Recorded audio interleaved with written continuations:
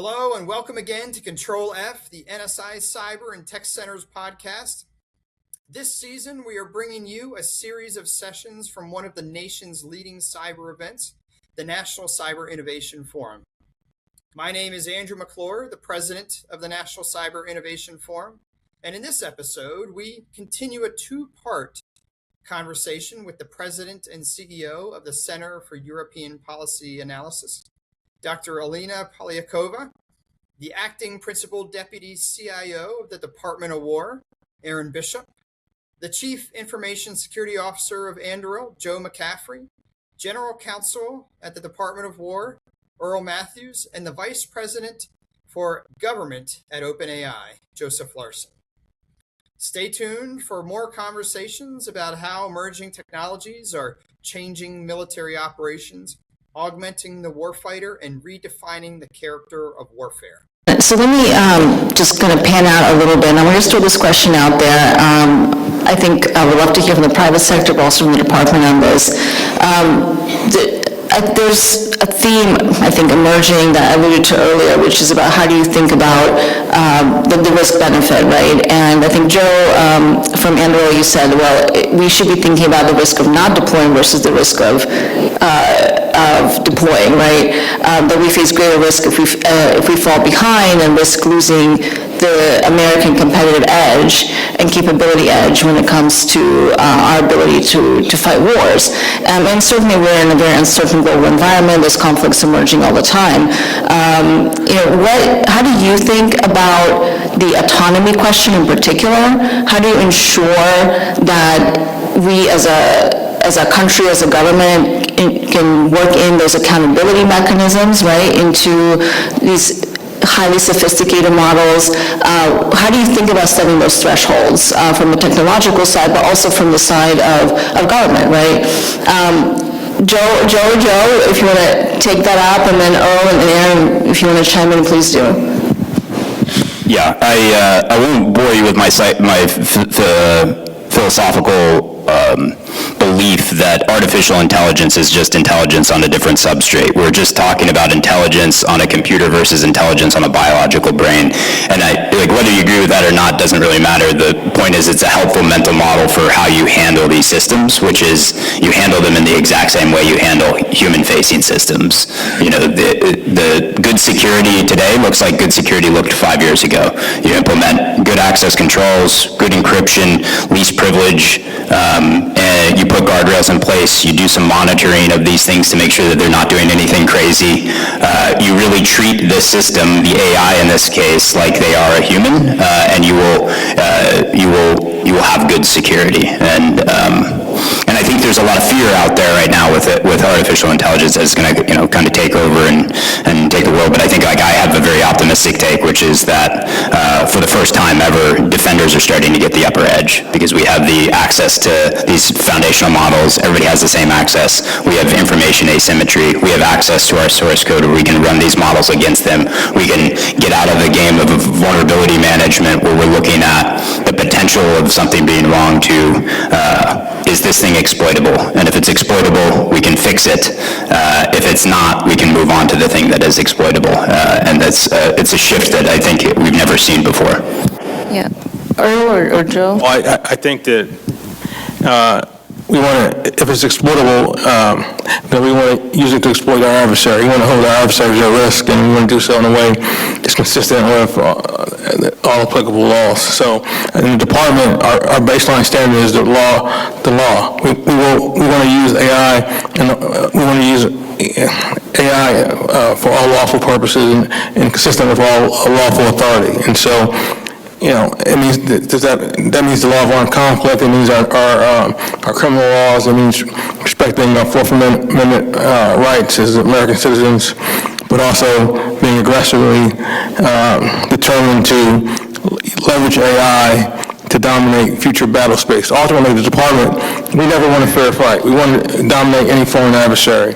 And so that's our starting point, is we're going to do that in a manner consistent with the law of armed conflict. So, I go back to 1940, 41, when, Einstein went to Roosevelt and said, you might want to think about developing an atomic weapon because the Germans may be doing it. Imagine Roosevelt said, no, we're not going to do that. We can't play that game. We got to be the most advanced AI, we got to develop the most advanced AI systems in the world, and we got to be able to do that because our adversaries are probably doing it, and they will, if we don't do it, they will do it. And so that's the way I look at it.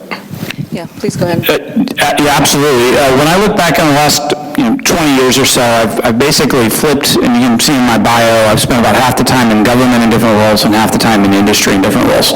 And so taking off my opening half a minute and just making an observation about the cultural differences between government and industry that I think is particularly pertinent to your question and to some of the observations on the role of artificial intelligence is to recognize that there is a challenge that's in government right now. I'm not saying that this is universal. I mean, there's government agencies who are very good in this way, there are industry partners who are very bad, so there's a lot of variance in this. But I would just reflect on the following, which is we kind of heard two different versions of artificial intelligence right now. We heard one that is just software by another name. We heard another that it's actually an intelligence substrate, which I think represents probably a little bit more disruptive posture, right? It represents that the technology is like a fundamentally different kind of technology than we've had in the past. I would just say that that is endemic of a problem I see with respect to government in implementing AI in cyber defense, which I would characterize as this. My experience in industry when I interact with CISOs like Joe, who is phenomenal. I'm sure the government would love to have Joe join as a CISO. But they take very seriously the role of defending the network and defending the infrastructure of the organization. My observation on government, and I don't take this as a criticism because I'm a Marine and I understand why this is the case, but government cyber defense tends to be a little bit more of a process-oriented function, right? Like, I defend the network, I run a process to defend the network, maybe I execute the RMF, or I write the ATO, or there's various versions of this. The problem with AI is that AI is very well attuned to CISOs and organizations that operate in the former mentality, but not necessarily to the latter mentality. And I haven't seen anything with the Trusted Access program that would counter my characterization of the problem that just providing government access to advanced cyber models, even under an all-lawful use construct, a lot of times the question on AI becomes about what are the contractual terms around the use. It's actually an implementation problem where it's like, who are the hackers who are going to sit behind the screen with these models and actually use them to defend against imminent and urgent threats. And I would say it tends to be the case that industry is a little bit faster than government, and again, not universal and not a criticism, so I don't want that to be mischaracterized, but I do think the government has to rethink, to your question on how to implement this, right, where they're comfortable in having maybe the AI make a change to a network or doing something that's more autonomous. The government is going to have to adopt a little bit more of a proactive and less bureaucratic or process-oriented approach to cyber defense in an era of AI models. Maybe a higher appetite for risk is what you're applying a little bit here. Aaron, what are your thoughts on that? Because, obviously, we've heard for many years, not just in this domain, but in the broader defense procurement sector, a lot of frustration from industry on how slow that process can be, that because of the bureaucratic obstacles the industry often has to face with any acquisition process or procurement process, that can slow our ability to really maintain that cutting edge that we currently have globally as the United States. How do you think about this idea that, well, maybe we need to do more than we're doing now, we're doing quite a bit there, to maybe change the culture and the mindset a bit to be more comfortable with risk, because inevitably that's what we're going to have to do if we want these technologies to do what they're supposed to do best, and that requires us letting go of some of that control. So from my perspective, we, the department, deal with risk almost every day, with our commanders making risk decisions every day. So I think it's fair to say that we, the department, are pretty comfortable with managing risk and taking risk. In the case of software or technology, you're alluding to, and Joe did as well, the RMF and ATO and those processes. I will be the first one to tell you that it is 1990s technology and processes, aka we're emailing PDF documents around and trying to do RMF by paperwork. That's of the past. We need to change, no argument. Leveraging AI for risk type activities in order to manage risk in cybersecurity, I'm with Joe, I'm all in. We need to do active defense. We need to do things in monitoring in real time using AI techniques and AI tools. We need to go through logs and other types of knock-sock type of activities, not with humans, but with technology to do it for us at line speed, because the attackers are coming at us at line speed. We have to just change how we do it and the technologies we use, not necessarily change our risk posture. So if we could do this conversation with pan out a little bit, all of you have, and you just did so as well, Aaron, alluded to the threats that are out there also being faster, more sophisticated, whether that's in the cyber domain and now AI-empowered cyber operations that are getting far more offensive. We know a lot about all the different attacks that have been happening out there. You mentioned Mythos, someone that's been exposing as well their own vulnerabilities. Where do you see, I guess, the future of all this is my question. If we're looking at adversaries who are either copying, stealing our capabilities in various ways when it comes to tech innovation, we're locked into a global race, there's no question about that. If you look a few years out, and I'm going to say 10 years, because I think in this space you can't think more than like 2 years out, right? Where do you see, I guess, the greatest opportunities in the intersection of defense and emerging tech and AI for us to continue to outpace the threats that are out there? I know it's a broad question, but I would just love to hear kind of more how you think about not just what we are doing, but how we're positioning ourselves against our adversaries, right? And how we think about staying on top of them when we see their capabilities. Whoever wants to start, feel free. Go ahead. I'll jump in. I would offer two sort of framing concepts to consider what the future looks like. You said you went from 10 years to 2 years. I would say 2 years is too long. Like maybe 3 to 6 months would be a rough time where you can project. My two framing mechanisms to describe the future would be, the first one is the models are just going to get better and better. And we need to recognize that. The AI is, right now, the Mythos or 5.5 Cyber, our version, which is an equivalent capability, are, they're already being reinvented, right? And so you just need to understand, and for those that believe that AI is or will plateau soon, or, there's those thoughts out there. I would argue, especially in the cyber domain, organizations really can't take a gamble that that's the case. They need to be prepared for continuing advances in AI.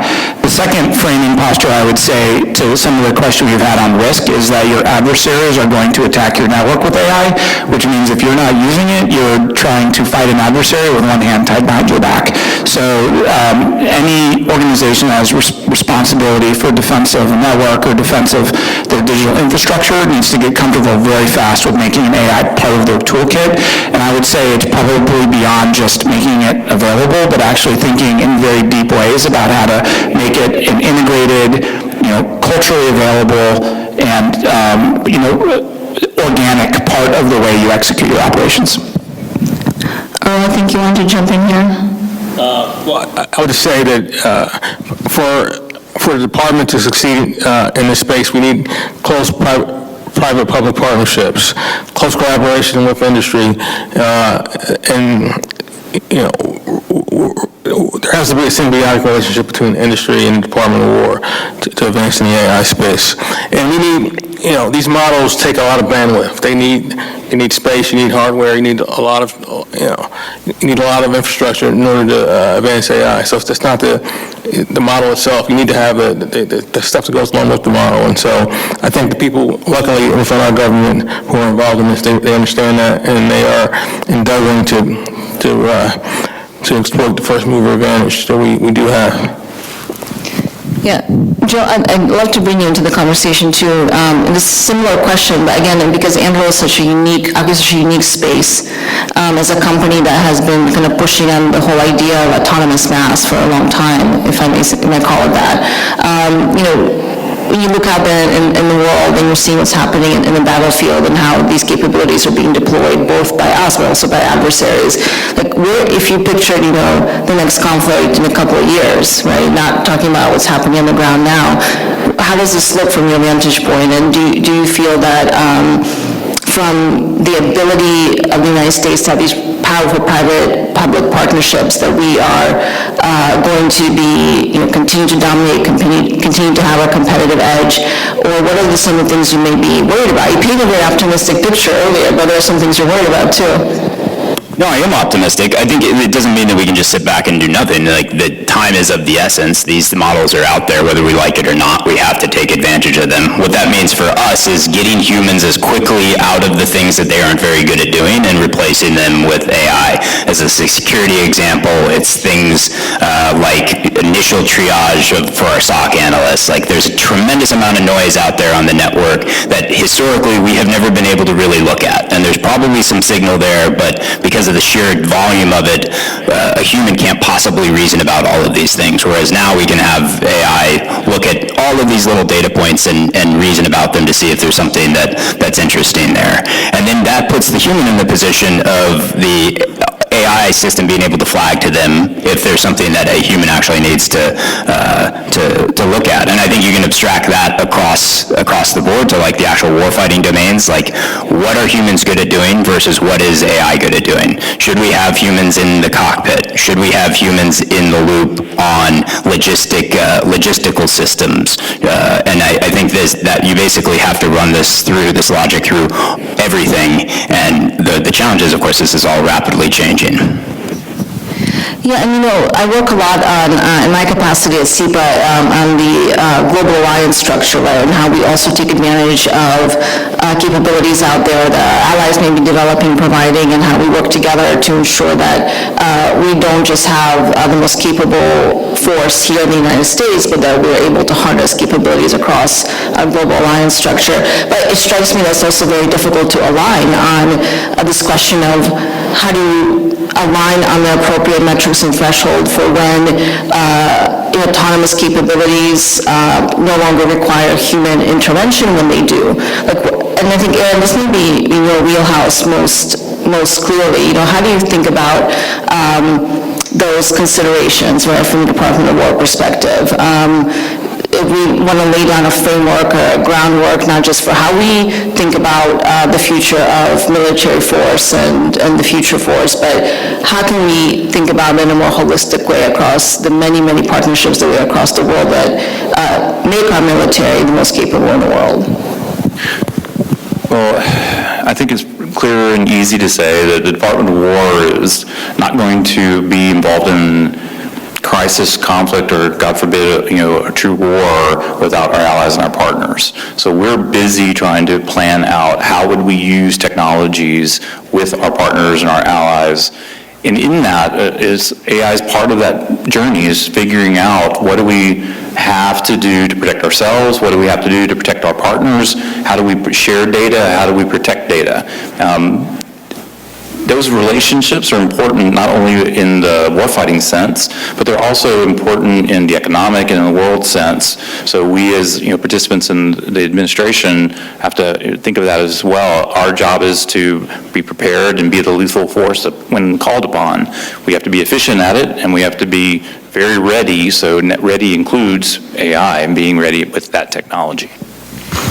Just one final question, as we're just about the time, just a quick straw poll, if you will. I'm just curious to hear just a quick answer from all of you about this sense of urgency. All this stuff about speed, about urgency we were talking about a little bit earlier. Do you feel, from your vantage point, that there's the appropriate sense of urgency right now to fully integrate, adopt these capabilities into our military and defense posture and military and defense culture? Or are we still not thinking urgently enough? Let me just go down the... I can assure you there's an extreme sense of urgency in the Department of War. I'll just leave it at that. Great. Yeah, I would offer from the industry side, we certainly see that reflection. I've been trying to advocate for AI use in government for 20 years, and I never could have imagined walking into the Pentagon and seeing the Secretary of War with signs up saying, "I want you to use AI." I mean, that was an unthinkable idea even when I was in government 3 years ago, so nobody would dispute that this particular... Now, it varies across government. Government's big, and there's a lot of institutions, but we're talking with respect to the Department of War. I don't think anybody would dispute that there is a sense of urgency on this problem. Joe? Yeah, definitely don't think sense of urgency is the issue. There's a tremendous sense of urgency, and that hasn't always been the case, so that's good. I think it's more a question of, like, is the urgency being applied in the right places? Is the pressure being applied in the right places? And that's obviously a question we can continually ask ourselves. And Aaron, please? I can say it is, based on my vantage point as the Chief Legal Officer of the department, the people I work for care very much about these issues. I can't echo enough everything that everyone has said. What I will say in response with Joe, I think there's still healthy friction about the use case analysis. How do we use this? Do we get the result we're looking for or not? Do we need to pivot and do something different? And to your point, maybe it's more urgency over here in order to get the result we want out of it. There's a learning curve involved, as we deploy new models, as we deploy it in different ways, as we use it in different use cases. But to Earl's point, we're driving as hard as we can across the force in order to make sure everyone has access to the technologies, as well as how do they get training for it, and the TTPs and the use cases, so that we understand how to employ it and get the most benefit out of it. Well, that's, I think, a good note to end on. So thank you so much, and please join me for thanking our great panel. That's a wrap for today's episode. Thanks to Hannah Haynes, Keelan Wolf, Claude Jennings, and the entire NSI CTC team in helping us produce today's episode. Be on the lookout every Monday and Wednesday for more sessions from the National Cyber Innovation Forum. If you like what you heard, be sure to rate, review, and subscribe. Thanks again.